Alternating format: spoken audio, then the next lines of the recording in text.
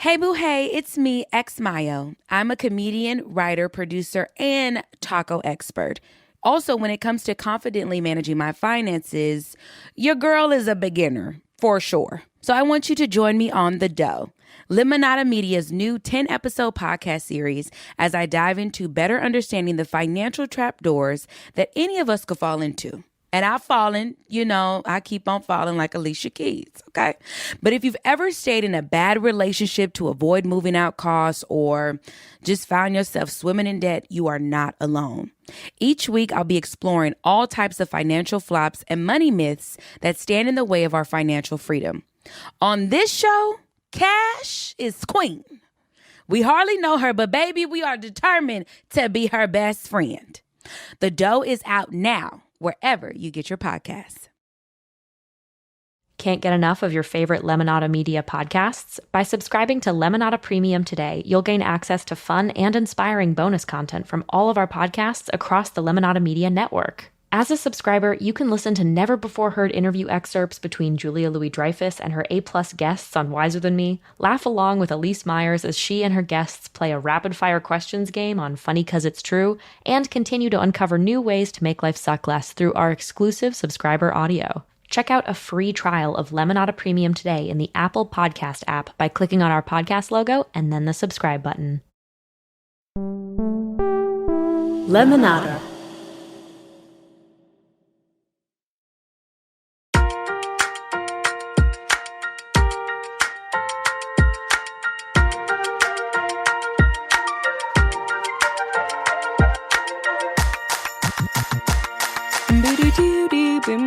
Okay, actually, can you just pretend that you're listening to a fully complete theme song here? I got really in my head, and I tried to make it perfect, and I couldn't. So this is going to be the theme song right here.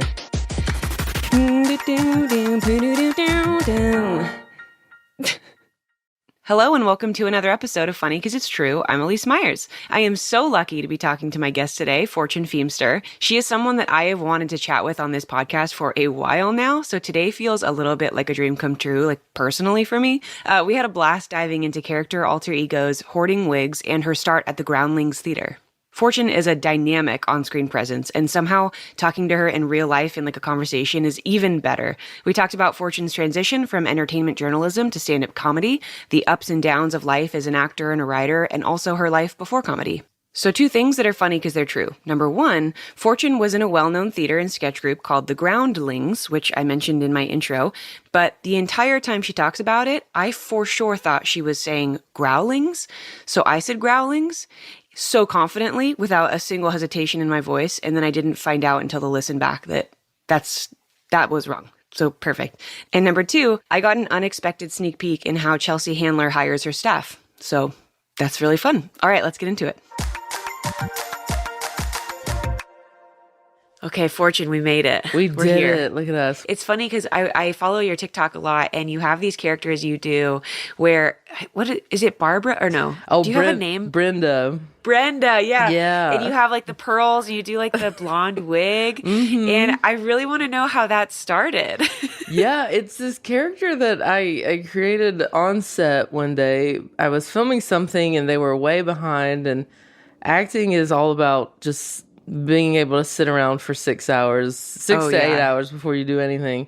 And they had me dressed up in this crazy outfit, like denim and turquoise. My hair, they straightened my hair because everyone thinks it's hilarious to see me with straight hair. Why? Any like comedy show, they're like, and now we should straighten your hair. And I'm like, okay. I don't know. I guess because it's different than my hair that I've had forever. Which isn't the best thing to internalize as a child, because then you just believe your curly hair is pretty much garbage, but it's fine. I'm still working it out in adulthood. So I was dressed like this and bored, and I was like, I'm just going to start, entertaining myself. So I started filming videos, just kind of making up this voice, like, hey, y'all, it's me, Brenda. I'm just chilling here, yelling at my husband, Tim. What I loved about it was just like she would love him and then hate him and then love him and hate him, which I guess is how I see women in straight marriages. Yeah. Hey y'all, it's me Brenda. You know where I am. My cousin Sheila is doing my hair. Oh my god. Tim is gonna be so excited. Tim, get on in here. His buddies just showed up with beer. I thought we were gonna have a little us time. Tim, I told them to come back later, I swear. I just put the kids to bed. And also, I grew up in North Carolina with a lot of women like that. And so I posted these videos online, and everyone was like, more Brenda. So anytime I do anything, everyone's like, more Brenda. You're like, what have I done? Just an alter ego, maybe. I was wondering, because I know that you've shared photos of your childhood in your specials, and you've talked a little bit about being a debutante. Oh, gosh, yes. So I didn't know if maybe that had something to do with it. Well, I hated the debutante days. My mom forced me to do it, and I wanted no part of it. Because, they're trying to back then teach you to be a lady, to have manners, which, again, is kind of the opposite of it's a lot. Me. I'm like in tennis shoes at all these like luncheons. My mom made me do National Charity League when I was in high school to kind of get like extracurriculars on my, applications when I go to college. I made it to maybe 1.5 events because everyone was so mean. It was not a good experience. But funny enough, I studied at the Groundlings. I was at the Groundlings Theater in Los Angeles for like 7 years. It's for anybody who doesn't know, it's a very famous improv and sketch comedy school where like Will Ferrell, Kristen Wiig, Melissa McCarthy, Phil Hartman, all these people went there and were in this group. Anyway, the whole school is all about creating characters. Like if you went there and you kept going up the ladder, you just accumulated more and more wigs, more and more costumes. And even though I like am, on the tomboy side, when I play characters, don't mind being a lady. Oh, girly. Yeah. Yeah. And like being really dolled up. To me, it's like fun. I put on heels and my wrists start changing and I'm lighter and I'm talking different. And I don't know. So yeah, I kind of gravitate towards these dainty, That's really like funny. lady characters sometimes. Maybe because it's so opposite, Is that something you'd wanted to do for your whole life, or was it something you found later? Something I found later. I'm from a tiny town of like 9,000 people, and I just didn't know you could do any of this for a living. If you had told me that, I would be a comedian one day, I'd be like, that's not a job. That's not real. This is not a real job. Yeah. So I don't know. I moved to LA kind of for this life experience. Really didn't expect to be here that long. I did theater in college, but I wasn't great at it. But we also weren't doing comedy. I don't know if that also was part of it. You're like, I don't want to be in Sweeney Todd. Well, especially my accent was even thicker back then, and I'm trying to do gosh. Shakespeare. Like, come on. Full monologues. I'm all like, can we do Steel Magnolias? Yeah. They're like, no. Check off. So, But you did like performing and stuff like when you were younger. Yeah. Okay. But still kind of like naive about it. So when I moved to LA, I saw that the school had like fun classes. Like anyone can do this. So I was like, I'm going to do that just to like make friends and have something to do. That. And so it was really a hobby at first, but quickly became a passion. And then once I like got in the thick of it, I was like, oh, this is it. Yeah. Like comedy is like my path. Did it ever make you want to go on SNL being there? Yeah, I tested twice for SNL. What was that process like? I mean, the most exciting and most terrifying experience Really? ever. Well, because I grew up on SNL, even though I didn't think I could be a comedian for a living, SNL was like my happy place. Same. Yeah. I recorded it and would like learn all the sketches and which we called them skits. I would learn them and then perform them for my friends. Just kind of, at softball practice or something. Oh, I used to sing to my softball team. I was just in it because I wanted the uniform and I thought it was cute. So whenever like we would just be sitting in practice, I would just sing. I would sing Colby Calais. So I resonate with this very hard.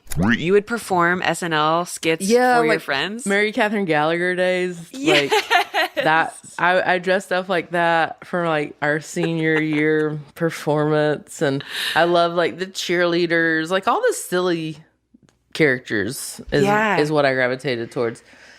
So, so I just thought it was kind of a pipe dream, but like the more I went up the ladder at the Groundlings, I was like, wait, this is like maybe not a pipe dream and a possibility. I was starting to meet people that were in SNL. I started to meet managers who rep people for there, and I had a friend. This is like the craziest story because here I am in the middle of Hollywood trying to make all this happen.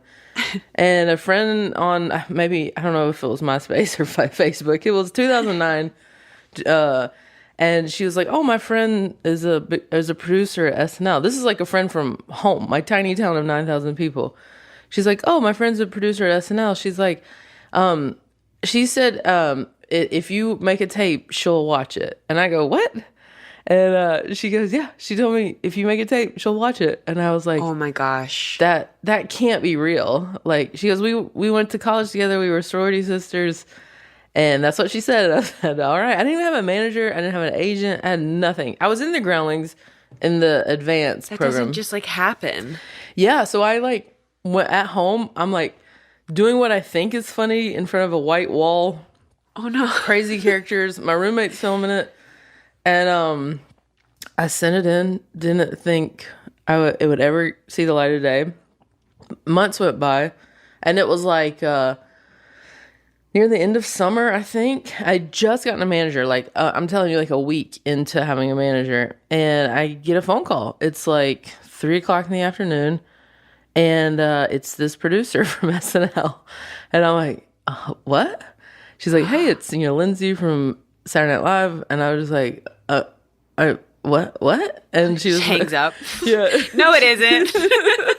She was like, I've been trying to get them to watch your tape for like 2 months. It's been sitting here. I've loved it. I finally got them to sign off on it, and we want you to come audition for Saturday Night Live. And oh my gosh. I was like, are you kidding? Like, it feels like one of those unreal, like this, like you're in an alternate universe situation. Yeah. She goes, the only catch is you have to be on a plane tonight and audition tomorrow morning. And I was like, what? So I called this like brand new manager who was like, wait, what happened? And I go, I don't understand it either, but this is happening. So I had to like quickly come up with like an audition in like a couple hours before I got on the plane, which in hindsight I think was better because I didn't have all the buildup and all the time to stress. Yeah. So I get on the plane the next day. I'm like, I'm reading everyone's story about SNL and what they did, and like a lot of them went to this church and like said a prayer and lit a candle. I was like, okay, I got to do that. I was definitely expecting Fortune to talk about how she like read up on how to prepare your jokes and your characters, but I did not expect her to go into saying a prayer and lighting a candle in a church. Then I went to the studios.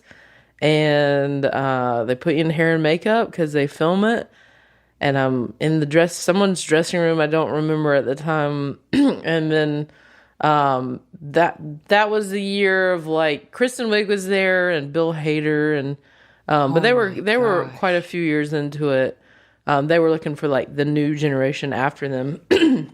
And I went and auditioned and just like got shot out of a cannon. I had no fears because I was so like, this is... You didn't even know what to be afraid of. Yeah, I didn't know what to expect. And just went... And it's kind of that old school Broadway thing you see where there's like a table in the back and it's dark and they just have like little lamps. Yeah. It was like that. That was Lorne and Seth Meyers and whoever else, Marcy Klein, watching... You do this thing. And I remember I had layers of costumes. So like, I think I went from like Richard Simmons to like a Hooters waitress to like all these crazy characters. And like the the crew was like, that was awesome. The other like people auditioning were like, you were in the pocket. It was so good. And so I really was like, oh my God, like what if I got this? And you go home and you wait, and then you see on the internet like 3 weeks later that they've hired 3 new people and you're not one of them. Oh, and that's how you no. find out. Really? No one even calls you to No tell one you calls you didn't you, make no. it? It's so old school, but yeah, so but they were like, listen, people try, like he oftentimes has people audition 2 times, 3 times, 4 times. This is not the end of the road. So I go, okay. And so like 6 months later, Lorne and Kristen Wiig and Seth Meyers and a bunch of people come to our Sunday Company show, and they see us all perform live. Did you know they were coming ahead of time? I think we found out like 10 minutes before, and we were like, what was that like? Terrifying.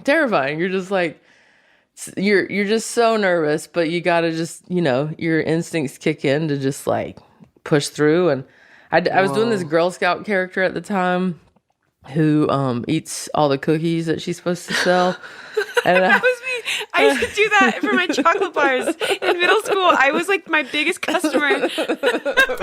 My parents hated when they saw me bring home those white boxes of chocolate bars. They knew they would be buying me out of the entire box. I was genuinely my best customer. I like have me as her being interrogated by like the Girl Scouts. And I had just grabbed like a book bag they have like a costume closet. And afterwards, Kristen Wiig was like, I kept staring at your book bag. She goes, that's my childhood book bag. I said, what? Whoa. She goes, right before I got SNL, I just, brought a bunch of like props and things and threw them in the costume closet. She goes, that's my childhood book bag.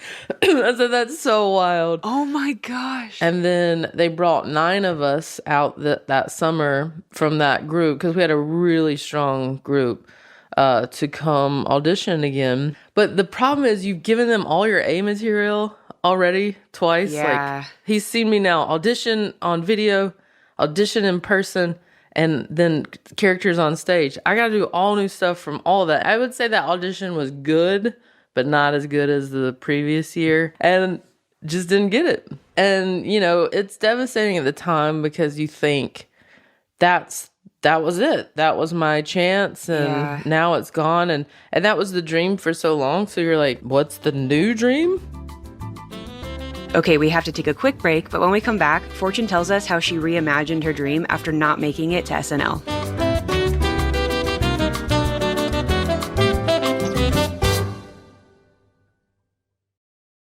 You want to know what's music to my ears? Bread bowls. And that brings me to our beloved sponsor, Panera. Whenever I'm not sure what I'm going to do for dinner, but I know I want something nourishing that I'll really enjoy, I pick up Panera on the way home. Plus, with Panera's new Crunch Time feature, Panera will send you a reminder at whatever time you want to order your favorite preset dinner with one easy swipe. It's been an absolute game changer to make sure dinner is taken care of while I'm out running around. I'm going to start with my favorite, their mac and cheese, featuring a creamy, rich blend of cheeses. But I also like to mix it up too, and Panera makes it easy. Sometimes I'll go with their Fuji apple salad with chicken. Or I'll try one of their unbeatably delicious and hearty soups like their creamy tomato soup. It's a classic, and I have found no soup that pairs better with their warm, fresh bread bowl. And I have done plenty of research, trust me. So order Panera tonight to get a delicious dinner in one easy swipe. Available only in iOS mobile devices. Other restrictions apply. And for more information on clean, visit panerabread.com/clean. I do a lot of writing for this show, and I always try to be really careful about my spelling, my grammar, and just the overall quality of my writing, but it's hard when I'm moving so quickly to check everything. That's why every single day I'm super thankful for Grammarly. They've helped me come off so much more confident in my writing, and also I just feel more confident sending emails, like all of the emails. Grammarly does more than just fix grammar and typos. With Grammarly Premium, it takes your writing to the next level. To me, Grammarly is like having my own personal writing consultant right there with me, letting me know when I'm maybe being a little indirect or less concise than I could be. It's those little checks with their software that make all the difference for me, helping me strike the perfect tone and actually getting things done. The free version of Grammarly offers instant proofreading with comprehensive spelling, grammar, and punctuation suggestions. They also offer a tone detector, but I recommend the premium version, which offers clarity-focused sentence rewrites. You'll be amazed at what you can do with Grammarly. Go to grammarly.com/podcast to download for free today. That's GRAMMARLY.com/podcast.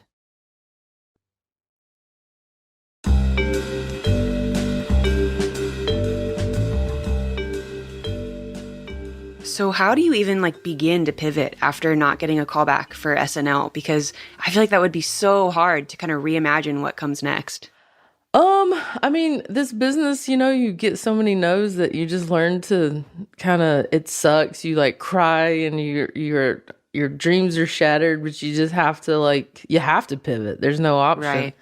So I think I just, picked myself up by my bootstraps, got back out there, but what was harder is that year I just was broke. I was so broke and was really coming to a time in my career, a real crossroads in my career of can I do this? Because I can't pay my bills. Then the other part of you is you got this. Whatever you got to do, you're going to figure it out. Right. So then you just start having new goals. I started focusing on stand-up more. I was like, okay, that was the pinnacle of sketch. Let me see where this stand-up road takes me. But it gave me a little bit of exposure, and it gave me a TV credit, which I needed. And then that led to Chelsea Lately 6 months later, which is what really opened the doors. I was I've never written for TV, but, I was a journalist for 7 years. While I was out here in LA, my day job was being an entertainment journalist. I kind of fell into it. Wow. I know, very what a great day job. Usually it's I was a server or I delivered pizzas, but she went straight to entertainment journalism. I love it. I know, it's so random. In 2003, I started writing for a woman I met through a friend who was do you want to cover events for me around the town? I heard you can write. And I was I guess, yeah. What are some of the biggest celebrities that you ever covered? I mean, that was back when Lindsay Lohan was so popular and Paris Hilton. Those were those days, the Nicole Richie, Paris Hilton days. So Whoa.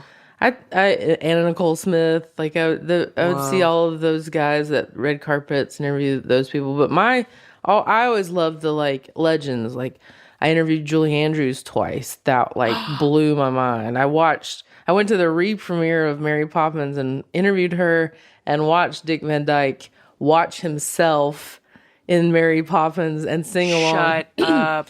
It was crazy. Things like that. Betty White was one of the first people I interviewed on the phone. I love that you had that background that you could then go and have this confidence of I can actually do this. Mm-hmm. And then, so do you feel that really did prepare you well for writing for somebody else? Well, it prepared me for just the actual writing part of it. The joke part of it was hard. So to fast forward very quickly, I got that meeting led to a meeting with Chelsea. They whittled it down to 8 people, and I happened to be first, which I think is the only reason I got the job is because Chelsea. You made the impression. She hates meetings. Oh. She hates meetings. And back then, I saw her hire someone for her sitcom because she didn't want to drive back over the hill. She goes, yeah, just hire that person. I'm not coming back over there. And I was like, oh my God. So that's why I really think. She's I've got too many things to do. I'm a busy woman. Sorry.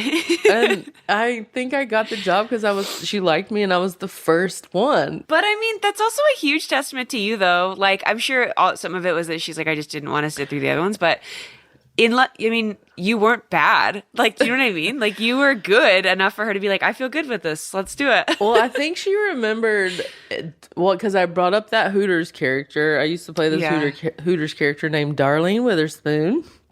And Joe Coy had shown her that he had seen it on YouTube. This was early YouTube days.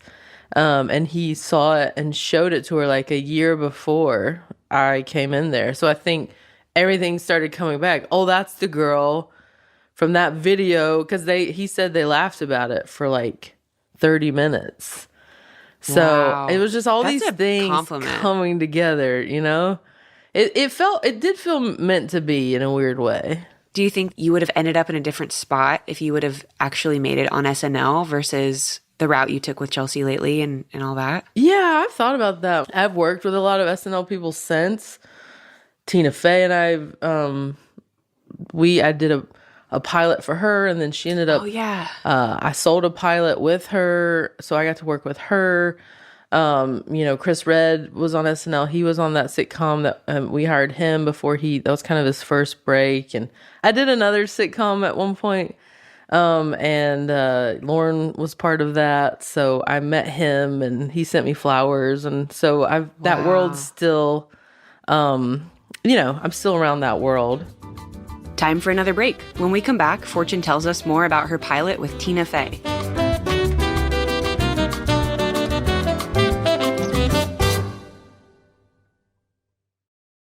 Say goodbye to those old antacid brands and say hello to Wonder Belly Antacid. If you're like me and get heartburn from basically everything, you're going to love Wonder Belly. I know that for me, heartburn and indigestion can really affect how I'm feeling and even impact what I choose to eat, which is a huge bummer. I want hot sauce, you guys. I need hot sauce.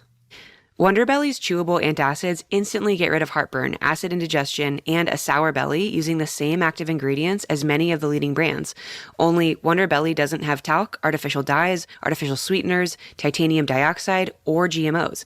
And they come in these super cute and colorful aluminum bottles. Wonder Belly antacids come in 4 delicious flavors: strawberry milkshake, lemon sorbet, watermelon mint, and fruity cereal. The strawberry milkshake one is my personal favorite. It's an antacid tablet that actually tastes like strawberries blended into vanilla ice cream topped with whipped cream. And it's dairy-free. And as if the flavors weren't enough, listen to Wonder Belly's tagline for this ad: "Let's kick acid." Obsessed. You can get Wonder Belly Antacid at Target or shop on Amazon with code 20ElyseM to get 20% off. That's 20 ELYSEM, all one word, for 20% off on Amazon. I feel like I spend so much money on food, and it's hard to find good, nourishing food that doesn't also cost like $1 million. That's why this fall I'm going with EveryPlate. They help you get more bang for your bite as America's best value meal kit. EveryPlate is 25% cheaper than grocery shopping with no hidden fees, so you can count on great value week after week. Plus, you only pay for what you need with pre-portioned ingredients. I just made the crispy buffalo ranch chicken with honey roasted carrots and mashed potatoes, and guys, you know how I feel about spicy food. This recipe blew my mind. I cannot believe I made it in my own kitchen. Plus, the step-by-step instructions make it really easy to make with someone else, or maybe even the whole family. EveryPlate provides plenty of delicious variety, so you'll never get stuck in a cooking rut. With 26 tasty and affordable recipes that change every week, it's easy to find something flavorful and satisfying for every meal of the day. Plus, add even more delicious options to your order with up to 22 convenient sides, lunches, snacks, desserts, and more. It's all delicious and definitely worth checking out. Get started with EveryPlate for just $1.49 per meal plus $1 steaks by going to everyplate.com/podcast and entering code Elyse149. That's everyplate.com/podcast and entering code Elyse149.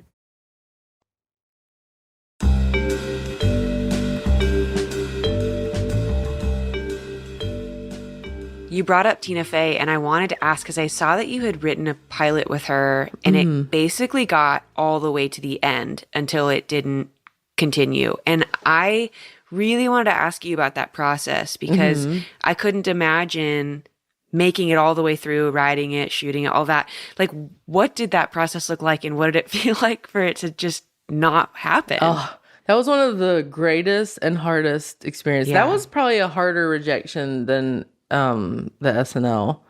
Wow. I think because I got to actually experience what it was like. I got a taste of it. Yeah. One of the coolest experience. It was so crazy to see my name all over, offices. Was this the first pilot that you wrote? Not the first one I wrote, the first one that I had sold another show before that, but it didn't get picked up to get shot.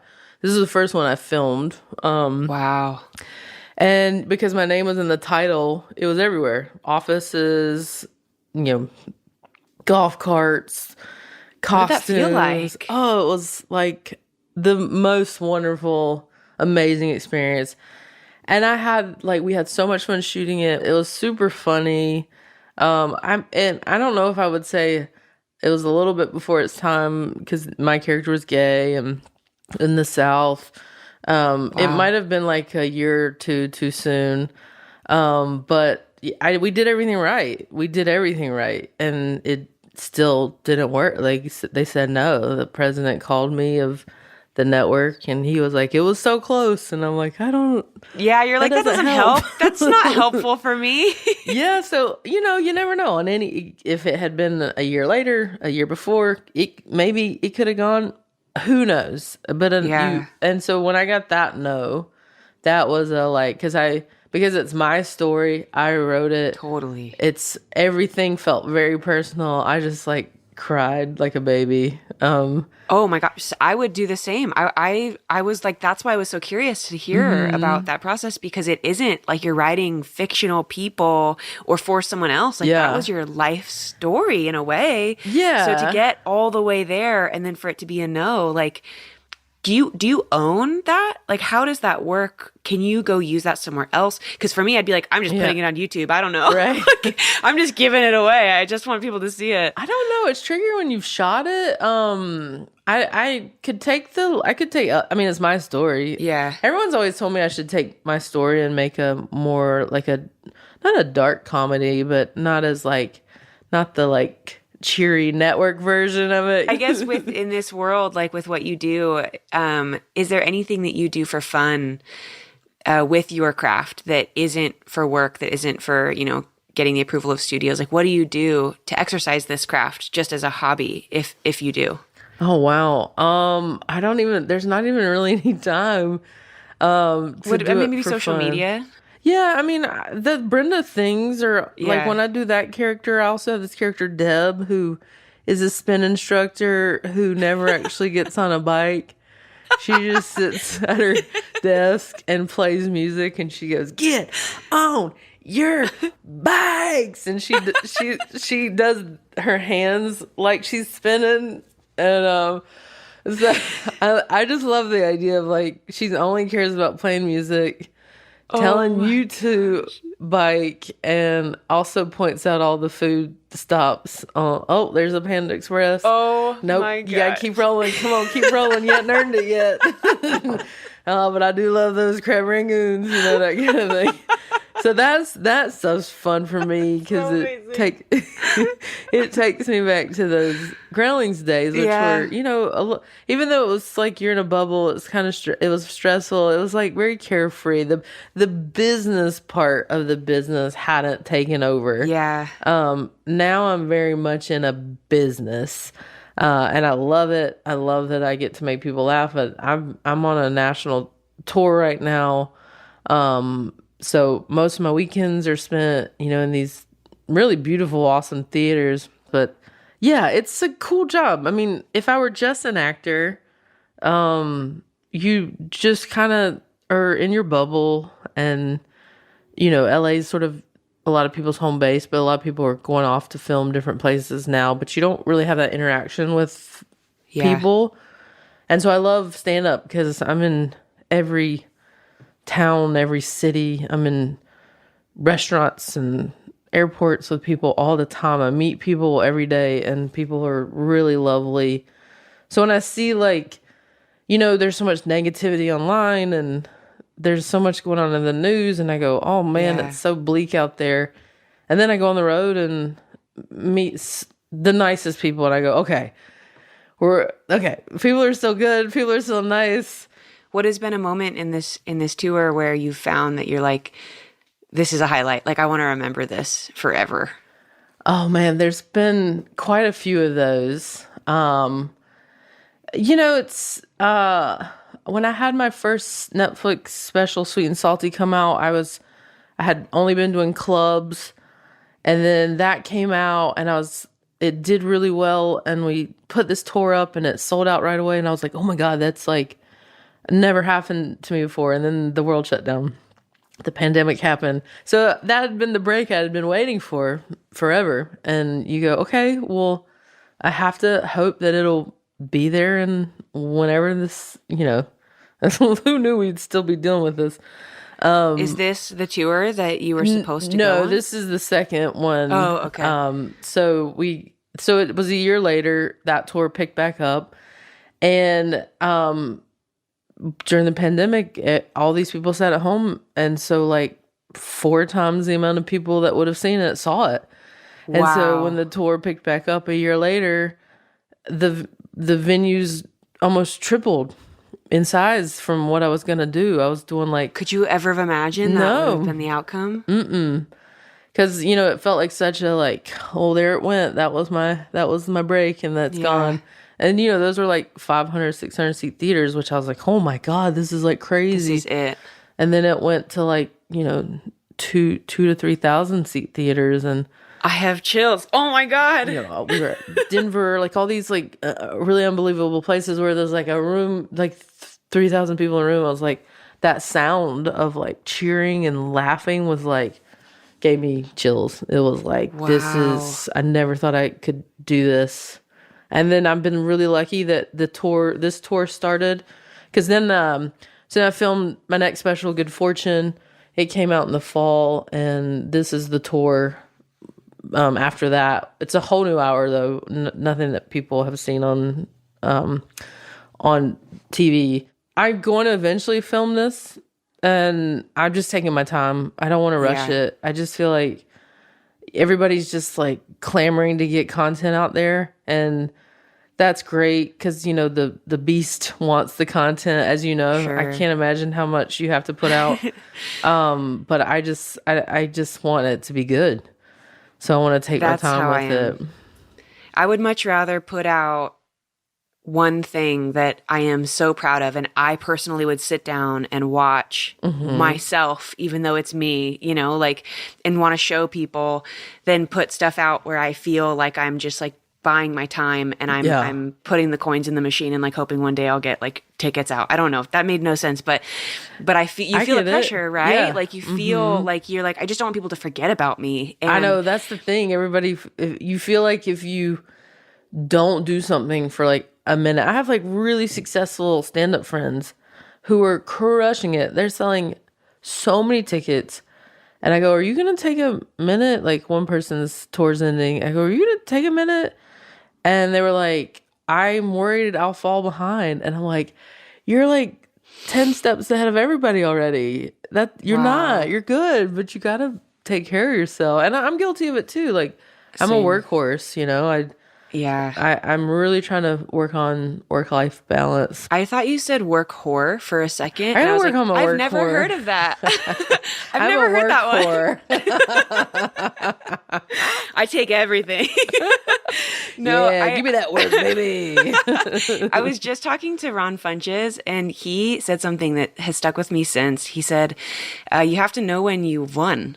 Because a lot of people just keep pushing forward, and they want to be the best, and they want to, like, you know, not be forgotten, and they don't know when to celebrate when they've won. And then you can be so successful, but like unhappy in this job where you're literally getting paid to make people laugh. And that really resonated with me, because I've always struggled to kind of stop and like appreciate what I've done. And I'm in a season of my life where I'm pregnant. So physically, I am very limited in what I can give my energy and my time to. And I have had to, not because I want to, like, stop and really appreciate what's going on and know when to take a break. And knowing when you've won is like, that is advice that is really timely good for advice, because we're all guilty of it. Everyone's sort of that SNL mentality of you're only as good as your last sketch. We feel that with everything. You're only as good as your last special, as your last TikTok, as your last song, as your last whatever. You're like, when is it enough? But it is up to you to be like,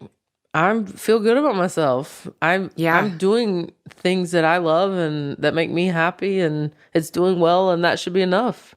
I can't wait to see it. All your character work and all you're talking about. I really want to get to do something with you in person, because I would love that. Your characters are so incredible, and I am not good at characters because I'm so hyper literal that I love them and I can appreciate them and I can do anything that anyone has the idea about, but I'm like bad at workshopping those characters because I'm like, all I know how to do is me.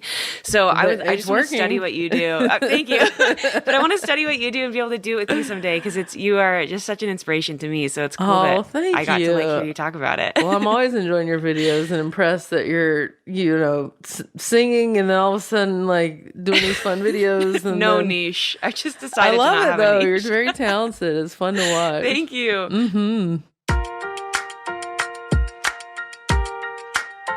That's it for my conversation with Fortune Feimster. Thank you so much for listening. If you want to catch Fortune live, check out her dates for her Live, Laugh, Love tour. And if you like this show, give us a rating and a review. It helps other people find us. All right, we'll be back next week with more Funny 'Cause It's True. Bye.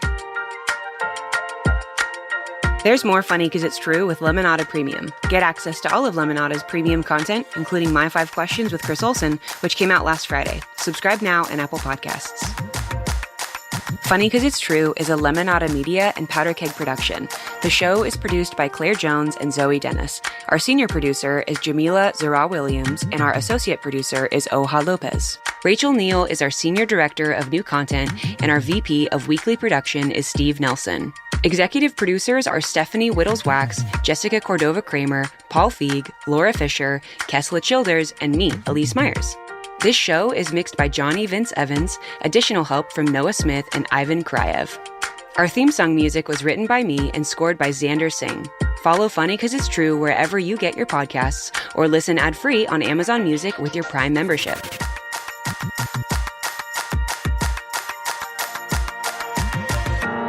Boo-doo-doo-doo-boom-doo. Hey listeners, I'm here today to tell you about Lemonada Media's newest limited podcast series called Declined.